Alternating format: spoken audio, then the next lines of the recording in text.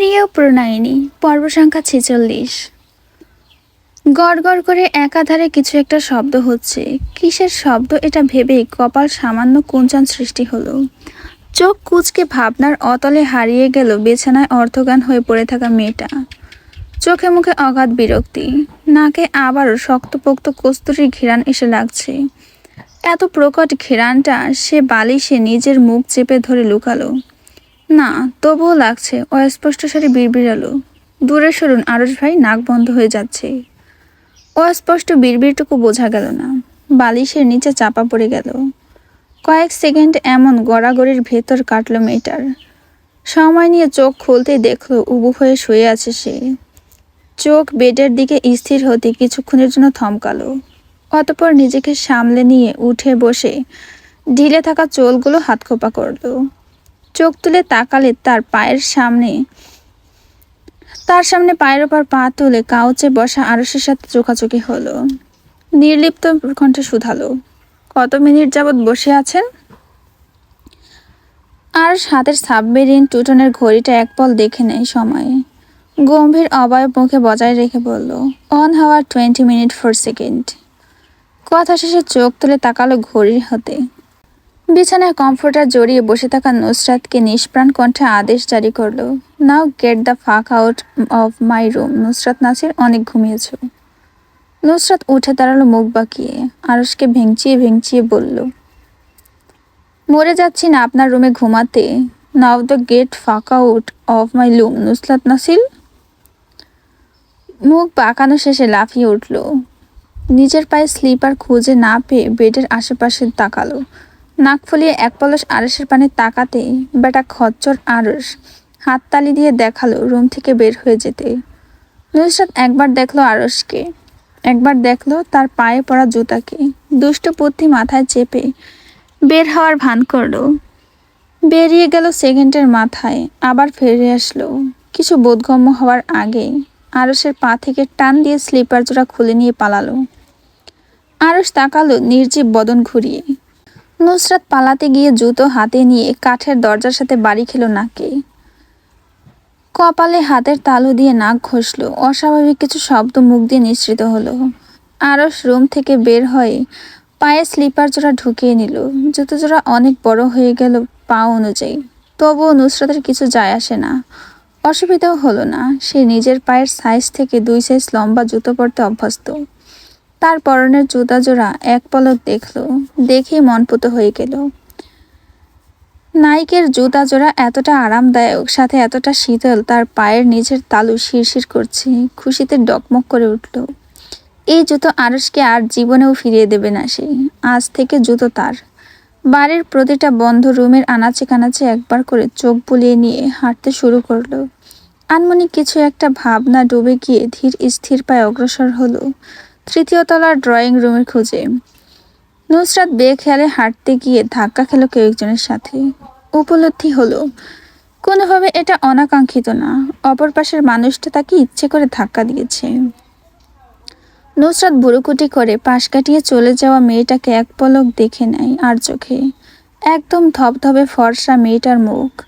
পাত্তা দিল না, এইসব ছোটখাটো মাছিকে এখন পাত্তা দিলে চলবে না। তাকে এখন বড় একটা কাজ সম্পাদন করতে হবে। ঘড়ির কাঁটায় তখন টিকটিক করে চলছে। বড় দেওয়াল ঘড়িতে বাজছে 8টা 45 মিনিট। 3য় তলার ড্রয়িং রুমে উপস্থিত হতেই দেখা হলো ইশরাত, আহান আর নাসির সাহেবের সাথে।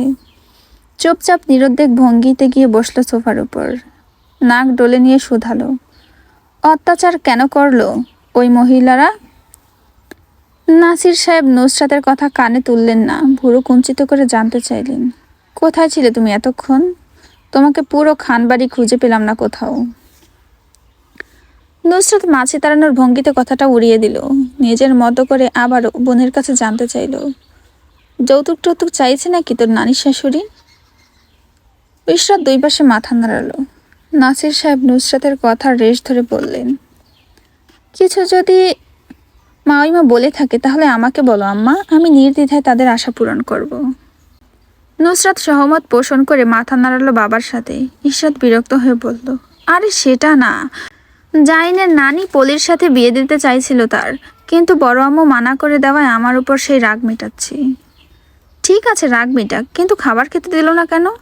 আহান জানতে চাইল। নুসরাত প্রশ্নাত্মক চাহনি নিক্ষেপ করলো বোনের দিকে। শুধালো। আরস থেমে ঢোক গেল। ভুলে আরস চলে আসছে মুখ দিয়ে। গলা পরিষ্কার করে নিয়ে বলে, জাইন ভাই কোথায়? উনি জানে না ওনার বউকে খাবার খেতে দিচ্ছে না ওনার নানি? বিয়ে করার সময় তো খুব বড় বড় কথা বলেছিল, এই করবো সেই করবো, দুঃখ স্পর্শ করতে দেবো না। আর এখন বউ খেতে পাচ্ছে না, সেই খবর নেই বেটার কাছে। চল, আর এখানে থাকতে হবে না, বাড়িতে চল। নাসির সাহেব নুসরাতের কথায় উত্তেজিত হলেন। বললেন, মুখ শুকিয়ে একদম কাঠের মতো হয়ে গিয়েছে। হ্যাঁ চলো, আর থাকতে হবে না এখানে। কাজ করিয়ে করিয়ে আমার মেয়েটাকে 2 দিনে রোগা বানিয়ে দিয়েছে। ইশরাত বাপ বোন দুজনকে থামাতে হাত তুলে বাধা দিতে চাইল, কিন্তু নুসরাত সে সোনার পাত্রী না। উঠে দাঁড়ালো তড়িৎ পায়ে। ইশরাতকে এক হাতে নিজের সাথে টেনে ধরলো। সোফা থেকে টেনে হিঁচড়ে তুলে নিয়ে জানতে চাইল, জাইন ভাই কই? ইশরাত গোমরা মুখ করে বলল, নানি গতকাল 8টার দিকে ওনাকে পাঠিয়েছে পুকুরে জাল ফেলার মানুষ আনতে।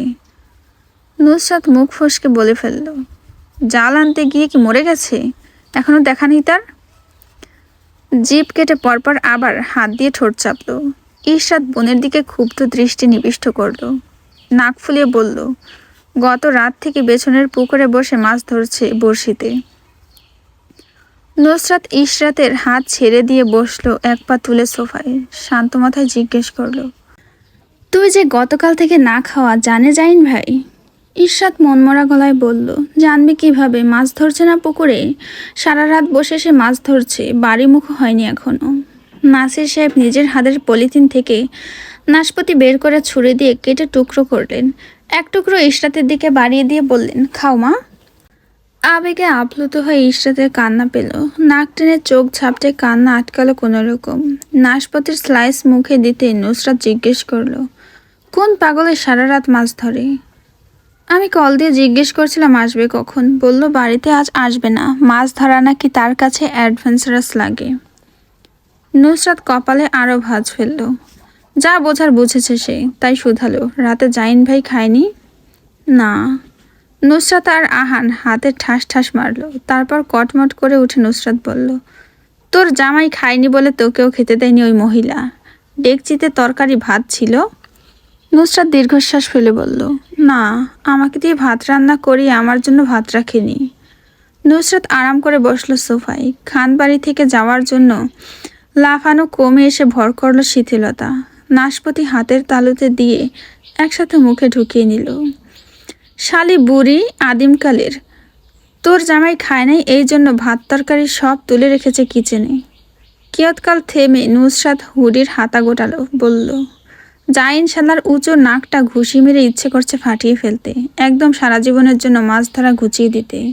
শুধু আজ ভদ্র বলে ঘুষিটা মারলাম না। এর মধ্যে 3য় তলার পুষ্পার পদার্পণ ঘটল।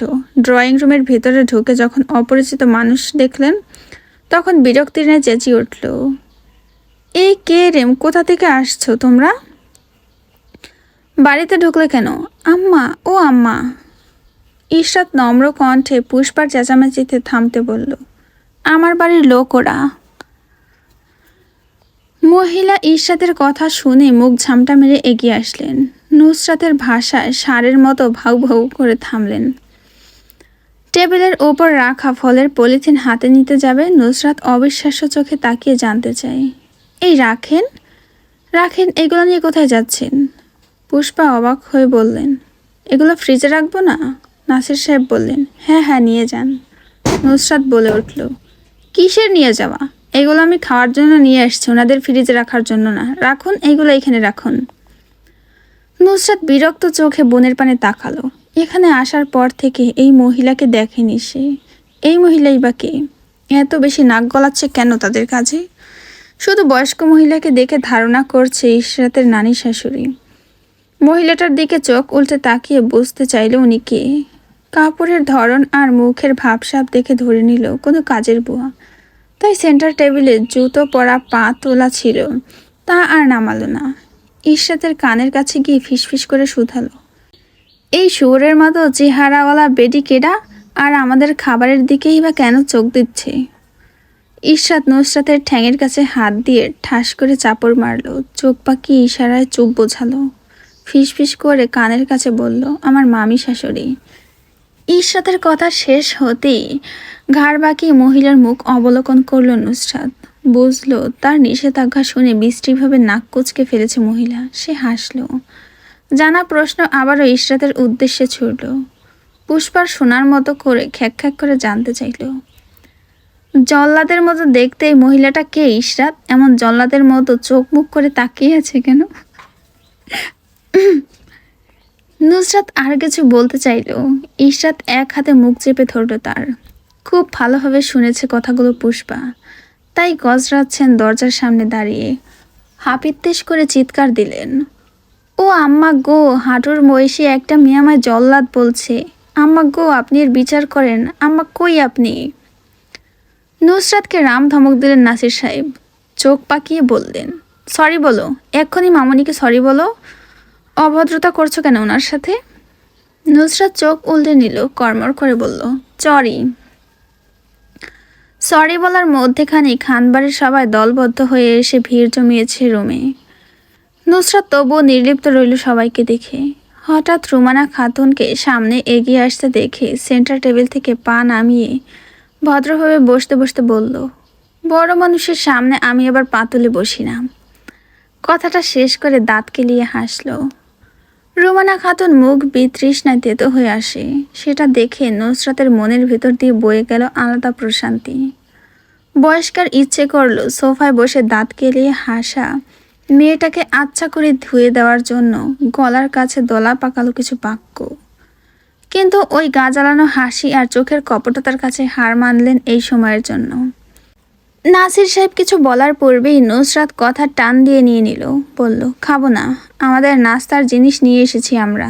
যেই বাড়িতে নিজের নাত বউকে সারা রাত খাবার না খাইয়ে রাখা হয়, সেই বাড়ির দানা আমি আর আমার বাপ স্পর্শ করব না, সাথে আমার ভাইও না, তাই না? আহান মাথা দোলালো উপর নিচ একতালে। খিদে পেট চুচু করে উঠল, তবুও মাথা নাড়ানো একদম থামালো না। থামালে উত্তম মাধ্যম সব পিঠে পড়বে।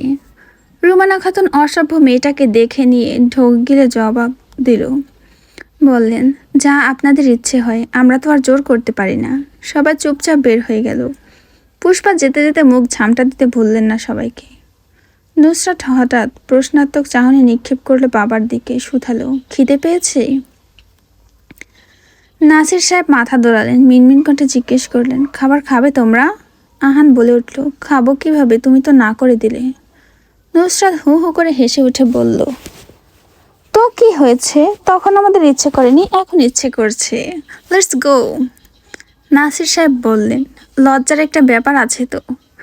নুসরাত নাক ছিটকে বলল, আব্বা, লজ্জা নারীর ভূষণ। যেখানে আমি নারী হয়ে লজ্জা পাচ্ছি না, সেখানে আপনি পুরুষ হয়ে পাচ্ছেন কেন? চলেন চলেন, পরে আবার খিদে অজ্ঞান টজ্ঞান হয়ে গেলে টানবে কি আপনাদের? নুসরাত আগে ভাগে লাফিয়ে চলে গেল রুমের বাহিরে।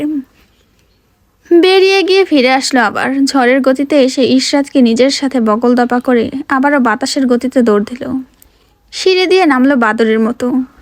যখন একতলায় পৌঁছালো তখন দেখলো চেয়ার টানে মাত্রই বসতে নিয়েছে সবাই।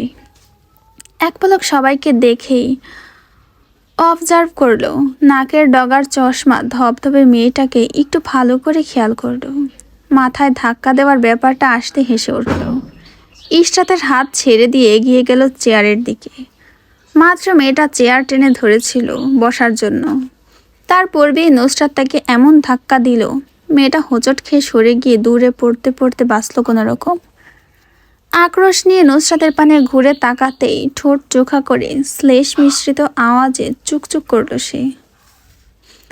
চোখের পাতা ঝাপটে কণ্ঠে মেকি নমনীয়তা এনে বলল, ওহ, আমি খেয়াল করিনি আপনি যে এখানে দাঁড়িয়েছেন।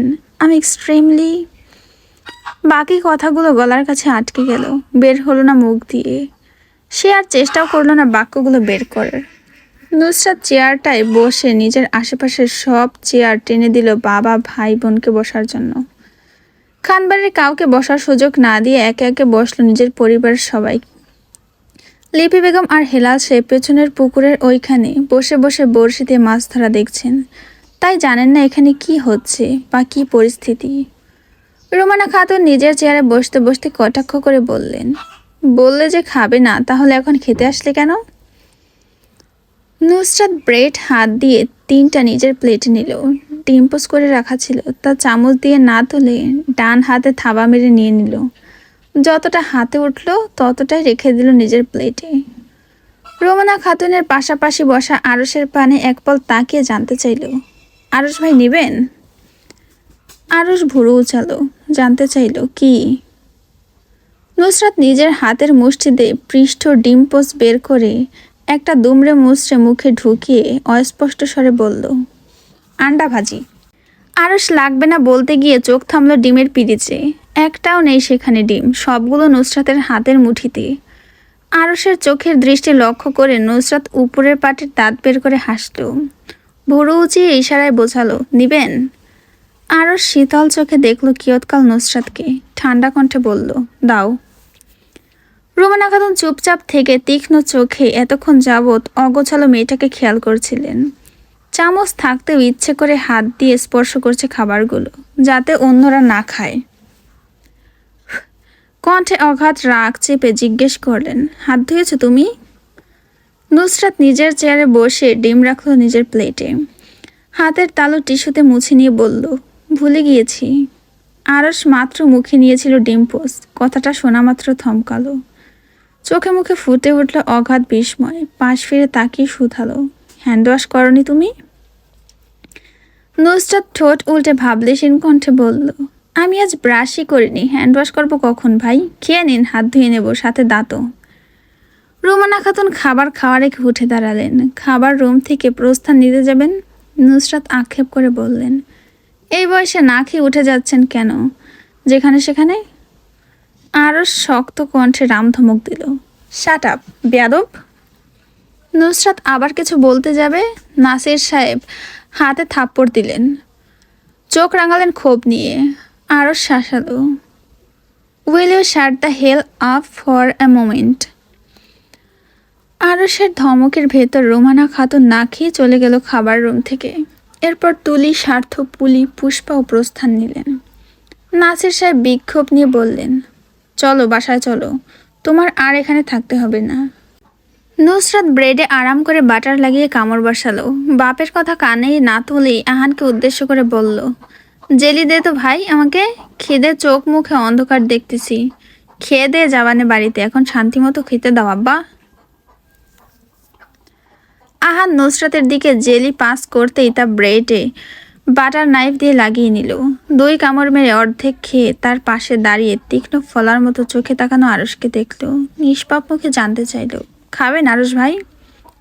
আরস হাঁ করে মুখ খুলতে আধ খাওয়া ব্রেড আরসের মুখের ভিতর ঢুকিয়ে দিল। বলল, বুঝেছি খিদে আপনারও ব্রেইনে উঠে গিয়েছে। আগে পেট ঠান্ডা করুন আরস ভাই। যদি পেট ঠান্ডা থাকে তাহলে মন মেজাজ সব ঠান্ডা থাকবে, একদম আমার মতো। আরস প্রলুব্ধ নিঃশ্বাস ফেলল, হিসিয়ে বলল, তোমাকে সহ্য করা খুব কঠিন কাজ নুসরাত। এই জন্যই তো আমি নুসরাত নাসির। আরস নিষ্প্রাণ চোখে দেখলো তাকে জ্বালানোর জন্য খিটখিট করে হাসা মেয়েটাকে। চেয়ার টেনে বসতে বসতে জিজ্ঞেস করলো, মানুষকে জ্বালিয়ে তোমার কি মিলে? শান্তি। আরস ভুরুকুটি করে জানতে চাই, সত্যিই শান্তি মিলে? অবশ্যই, চেষ্টা করে দেখতে পারেন আপনি। আরসের ঠোঁটের কোণে মারাত্মক হাসি দেখা গেল। নাসির সাহেব খাবার রেখে চলে যেতে চাইলেন। নুসরাত টেনে বসালো, বলল, পেট ভরে খান আব্বা, প্রথমবার মেয়ের নানা শ্বশুর বাড়িতে এসেছেন। ইশরাত নুসরাতের মুখোমুখি চেয়ারে বসে জিজ্ঞেস করলো, সত্যি দাঁত ব্রাশ করিসনি? নুসরাত গলার কাছে হাত চেপে ধরল, ঠোঁট টিপে হেসে নিয়ে আওড়ালো, আল্লাহর কসম ব্রাশ করিনি আজ। আহান হেসে ফেলল, বলল, আপু খেয়ে দে দাঁত ব্রাশ করবে। পরপর আবার খেতে মনোযোগী হলো। নাসির সাহেব সবার মতো আরাম করে খেতে পারলেন না। কপালে চিন্তার বলিরেখা তীব্র ওনার। এই মেয়ের মুখটা আল্লাহ একটু কেন সংযত করে দিল না, সেটা ভেবে আফসোস হলো। নুসরাত বিশেষ পাত্তা দিল না বাবাকে। জন্মের পর থেকে দেখছে তাকে নিয়ে চিন্তা করতে। এসব আমলে নেওয়ার কোনো বিষয় না। প্লেট থেকে ডিম পোস্ট মুখে ঢোকাতে যাবে, আরস নিয়ে নিল। নুসরাত হাসলো। আবারও ডিম তুলে মুখে নিতে যাবে, আরস তার মুখের খাবার কেড়ে নিয়ে নিজের মুখে ঢুকিয়ে নিল। নুসরাত তাকাতে ভুরু কুঞ্চন করে প্রশ্ন করল, রাগ হচ্ছে? নুসরাত ঠোঁট এলিয়ে মেকি হাসল, বলল, একদমই না। ছোটখাটো বিষয়ে আমি মোটেও রাগ করি না। খুবই সন্তর্পণে ব্রেড হাতে নিল। আলগোছে মুখে ঢোকানোর আগে আরস তা কেড়ে নিল। নুসরাত হিংস্র বাঘিনীর মতো দেখল গম্ভীরতা এঁটে খচ্চরের মতো বসে ব্রেড খাওয়া লোকটাকে। তার মুখের ভঙ্গি এমন, সে শিকারী আর তার মুখ থেকে শিকার ছিনিয়ে নেওয়া হচ্ছে তৃতীয় পক্ষ আরস। শ্রবণেন্দ্রিয় প্রতিধ্বনিত হলো আবার, রাগ হচ্ছে? নুসরাত ঠোঁট টেনে হাসল কৃত্রিম, বলল, একদম না, মোটেও না। আরস নুসরাতের নাকের ডগায় হাত দিয়ে টোকা দিল, তারপর ঠোঁটের ওপর আঙুল ছুঁয়ে চিন্তিত হওয়ার ভান করে বলল, তাহলে নাক ঠোঁট কাঁপছে কেন? রাগ করছো তুমি কোনো বিষয় নিয়ে? একদমই না, রাগ এত সহজে কেউ করে? আরস নিজের ঠোঁটে ঠোঁট চাপলো, ধারালো থুতনিতে হাত বোলাতে বোলাতে বলল, সত্যিই রাগ করছো না? নুসরাত আরসের চোখে চোখ রাখল। আক্রোশ, ক্ষোভ, ক্রোধ চেপেই গলার কাছে মোটা মোটা গালি কয়েকটা জমা হলো, তবুও তা দিল না। ঢোক গিলে শুধালো, আমাকে রাগানোর চেষ্টা কেন করছেন আরস ভাই? আরস মেকি ভাবনায় হারিয়ে গেল। টেবিলের উপর কবজা রেখে হাতের তালু নিজের গালে রাখলো। গ্রীবা বাঁকিয়ে নুসরাতকে দেখে নিয়ে নিষ্পাপ কণ্ঠে বলল, সত্যি আমি তোমাকে রাগানোর চেষ্টা করছি নুসরাত? কিন্তু কিভাবে? নুসরাত খেপল ষাঁড়ের মতো। যদি অভ্যন্তরীণ ধোঁয়া বের হতে দেখা যেত, তাহলে রাগে নুসরাতের কান দিয়ে লাল ধোঁয়া বের হতে দেখা যেত। আরসের গম্ভীর মুখের দিকে তাকিয়ে বলল, আমি তাহলে রেগে যাচ্ছি কেন আরস ভাই? আরস নির্বিকার চিত্তে কাঁধ ঝাঁকালো। পুরুষালী পুরো ঠোঁট চেপে আবারও ভাবনাতীত হলো, অতঃপর বলল, সেটা তুই জানিস, আমি জানি কি? গাল ফুলিয়ে অবিরাম বিড়বিড় করলো কিছু একটা, তারপর বলল, আরস ভাই, আমার পেছনে লাগা বন্ধ করুন, আমি রেগে যাচ্ছি। আরস অক্ষিকোটরের মধ্যে শিথিলতা ভ্রুক্ষেপহীন কণ্ঠে বলল, আমি তোর পেছনে কখন লাগলাম? আমি তো তোর পাশে বসে আছি, এই যে, এই দেখ। নুসরাত রাগে অন্ধ হয়ে গেল। শান্তিমতো খাবার খাওয়ার মুড চলে গেল নিমেষে। ধূপ করে উঠে দাঁড়িয়ে চলে গেল সদর দরজার দিকে। 30 সেকেন্ড পর আবার ফিরে এসে চেয়ার টান মেরে শব্দ করে বসে পড়ল। ভাবলেশীন মুখে টেবিলের ওপর রাখা এক এক করে সব খাবারগুলো চেখে দেখলো। আরসের পানে তাকিয়ে গা দুলিয়ে হেসে ভুরু উঁচিয়ে জানতে চাইল, খাবেন আরস ভাই? জাহিন খাওয়া দাওয়া বাদ দিয়ে মাছ ধরতে ভীষণ ব্যস্ত। ঘন্টাখানেক পর ফোন দিয়ে ইশরাত খোঁজ খবর নিচ্ছে, কোনো অসুবিধা হলে জানাতে বলছে। ইশরাত না করছে তার কোনো অসুবিধা হচ্ছে না, তবুও জাহিন প্রত্যেকবার একই প্রশ্ন করছে কল দিয়ে। সকালের নাস্তা করেছে, বেশিক্ষণ হয়নি। এর মধ্যে নুসরাতের খিদে পেয়ে গিয়েছে, তাই ইশরাতের জন্য যে ফলগুলো নিয়ে এসেছিল তা সে নিজেই সাবার করে ফেলেছে। ড্রয়িং রুমে পায়চারি করতে গিয়ে আকস্মিক আবারও মুখোমুখি হলো পুষ্পার। নুসরাত নাক ছিটকে পথ করে দিল যাওয়ার। ভদ্রমহিলা তবুও গেলেন না। অনেকক্ষণ তার উপর থেকে নিচ দেখলেন, তারপর নিজের অতি গুরুত্বপূর্ণ মন্তব্য ছুড়ে দিলেন, এই বাড়ির বেটা মানুষ তোমার চোখে লাগে না? নুসরাত ভুরু উঁচিয়ে না শোনার ভান করে জিজ্ঞেস করল, জি, কি বলছেন? পুষ্পা বিরক্ত হয়ে আবারও একই কথা বললেন, চোখে বেটা মানুষ লাগে না তোমার? নুসরাত নিজের চোখের গ্লাসটা হাত দিয়ে ঠেলে দিল উপরে। নির্লিপ্ত কণ্ঠে উত্তর দিল, চোখে কম দেখে বলে তো চশমা পরি, কানা নাকি? একটু থেমে শান্ত কণ্ঠে বলল, চোখের পাওয়ার -প্লাসে চলছে, তাই আজকাল বেটা বেটি সব একই লাগে। পুষ্পা অশ্রাব্য গালি দিতে গিয়ে থেমে গেলেন, কারণ নুসরাতের মুখ দেখে ধারণা করে নিয়েছেন ইশরাতের মতো গালি দিলে ছেড়ে দেবে না এই মেয়ে, তার 14 গোষ্ঠী উদ্ধার করে ছাড়বে। বড় মানুষ বলে ছাড় দিবেন না একটুও, প্রয়োজন হলে মরা মানুষ কবর থেকে তুলে গালি দেবে। তাই আর কিছু না পেয়ে নুসরাতের পরনের কাপড়ের দিকে আঙুল তুলে বললেন, লজ্জা লাগে না বেটা মানুষের মতো কাপড় পরতে? পুষ্পার কথা কানে যেতে ঘাড় কাত করে হাসল সে। ক্রপ টপের গলা কাঁধ থেকে সরিয়ে অন্তর্বাসের স্টেপ দেখিয়ে এলানো আওয়াজে বলল, বেটা মানুষ ব্রা পরে না, আমি পরি। পুষ্পা বিব্রত চোখ মুখে পেছনে তাকালেন, কোনো কথা না বলে তড়িঘড়ি করে এক প্রকার পালিয়ে গেলেন। নুসরাত ঘাটল না আর মহিলাকে, শালি গিয়েছে এই বেশ। শ্বাস গহ্বরে জমা হওয়া দলা পাকানো শ্বাস নিঃসৃত করে পিছু ফিরতেই ঠোঁট কপাল ধপাস করে ঠেক করলো কারোর বুকে। সুর করে নাকে তীব্র কস্তুরীর ঘ্রাণ যেতেই নুসরাত বুঝে নিল এটাকে। হাতের তালুতে নাক ডলে দূরত্ব বাড়িয়ে নিল। বিতৃষ্ণায় বুড়ো যুগলে গাঢ় ভাঁজ ফেলে হড়বড়িয়ে বলে ওঠে, আরশ ভাই, আপনার শরীর নিয়ে আমার থেকে দূরে থাকবেন। কস্তুরীর গন্ধ আমার সহ্য হয় না, নাক ব্যথা করে, গলা জ্বলে, চোখ উল্টে বমি এসে যায়, মাথা চক্কর দেয়। তখন মাথা চক্কর দিয়েছে কেন জানেন? আপনার এই শরীরের গন্ধের জন্য। ফটাফট কথা শেষে সামনের পকেটে হাত পুরে দাঁড়িয়ে থাকা আরশের লাল হয়ে যাওয়া চোখ মুখ দেখল। অপমান করে ফেলছে মনে হয়, তাই পা টিপে টিপে আলগোছে কেটে পড়তে নেবে আরশ হাত বাড়িয়ে ঘাড় চেপে ধরল, টেনে এনে দাঁড় করালো নিজের সামনে। শক্ত কণ্ঠে হিসিয়ে শুধালো, কি বললি তুই? গন্ধ? বোকার হদ্দ, এটা প্রকৃতিক ঘ্রাণ। মানুষ হাজার হাজার টাকা খরচ করে কিনে গায়ে মাখে কস্তুরীর সুবাসযুক্ত পারফিউম, আর তুই গন্ধ বলছিস? নুসরাত আরশের হাত টেনে ছাড়ানোর চেষ্টা করলো।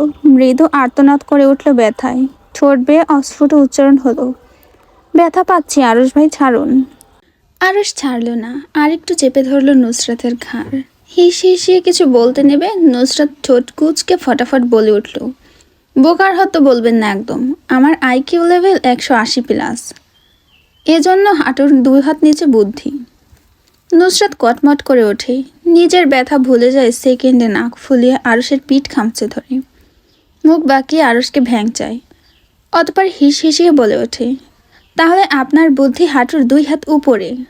আরশ হু হু করে হেসে উঠল, কণ্ঠস্বর নিরুত্তাপ, উদাসীন রাশভারী কণ্ঠস্বর, ঠোঁট এলিয়ে আওড়ায়, সঠিক, আমার হাঁটুর 2 হাত উপরে বুদ্ধি বলেই আমার মগজ এখনো কাজ করে।